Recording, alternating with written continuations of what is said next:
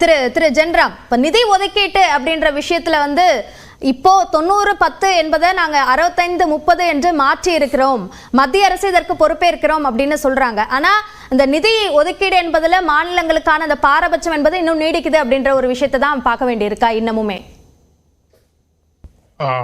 இதுதானே சப்ஜெக்ட். நான்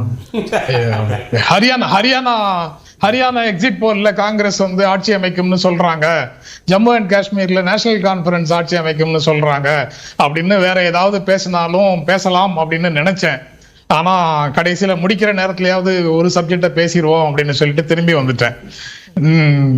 மக்கள் முடிவு செய்வார்கள்னு சுப்பிரமணியன் சொன்னாரு. இதே மாதிரிதான் எப்பவுமே சொல்றாங்க. 2014லயும் தமிழ்நாட்டில் முடிவு செஞ்சாங்க, 2016லயும் தமிழ்நாட்டில் முடிவு செஞ்சாங்க, 19, 21, 24 எல்லாத்துலயும் மக்கள் முடிவு செய்தாங்க. தமிழ்நாட்டில் யாரை நம்பணுமோ அவங்களை நம்பினார்கள்.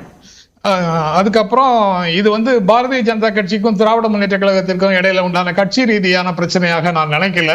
ரொம்ப சீரியஸாக மாநில அரசுக்கும் ஒன்றிய அரசுக்கும் இடையிலான முக்கியமான கேள்விகளை இந்த பிரச்சனை எழுப்புகிறது அப்படின்னு நான் நினைக்கிறேன்.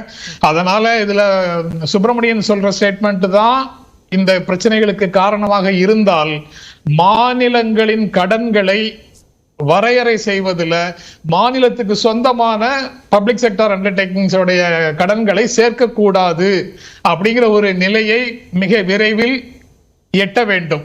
அப்படி இல்லாத ஒரு சூழல்ல இந்த மாதிரி பிரச்சனைகளை எதிர்கொண்டுகிட்டே இருக்க வேண்டியது இருக்கும். ஃபெடரல் செட்டப்ல எங்களுக்கு வாங்க முடியல, எங்களுக்கு கிடைக்க வேண்டியதை நீங்க வாங்கி கொடுங்கன்னு கேட்கறது ஏதோ பெருந்தன்மையும் பெருங்குணத்தோடவும் கொடுக்கிற மாதிரியும், அதுல எல்லாம் அரசியல் செய்வது வந்து அவியல் செய்யறது இல்ல, அரசியல் செய்யலாம் அப்படின்னு பேசுவதும் இந்த டோட்டலா இந்தியாங்கிற அமைப்பையே கேலி செய்யற மாதிரி இருக்கு. ரொம்ப ரொம்ப வேதனை அளிக்கக்கூடிய ஒரு டெண்டன்சிய இங்க பார்க்க முடியுது. அதுதான் நீங்க கடன், மாநிலத்தினுடைய கடன்கிறது என்னங்கிறத வரையறை செய்யணும். அதுல நிச்சயமாக பப்ளிக் செக்டார் மாநிலத்துக்கு சொந்தமான நிறுவனங்களுடைய கடன்களை சேர்க்கக்கூடாது அப்படிங்கிறத உறுதி செய்யணும். அதற்கான முயற்சிகளை மாநில அரசுகள் மேற்கொள்ள வேண்டும் அப்படின்னு ஒரு உணர்வு வருது இப்ப பேசிட்டு இருக்கும் போது. சரி.